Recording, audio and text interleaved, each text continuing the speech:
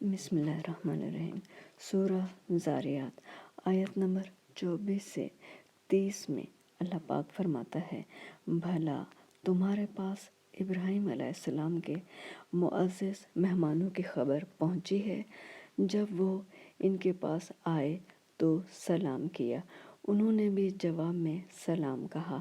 دیکھا تو ایسے لوگ کہ نہ جان پہچان، تو اپنے گھر جا کر ایک بھنا ہوا موٹا بچڑا لائے اور کھانے کے لیے ان کے آگے رکھ دیا۔ کہنے لگے کہ آپ تناول کیوں نہیں کرتے، یعنی کھاتے کیوں نہیں؟ اور دل میں ان سے خوف معلوم کیا۔ انہوں نے کہا کہ خوف نہ کیجیے، اور ان کو ایک دانش مند لڑکے کی بشارت بھی سنائی۔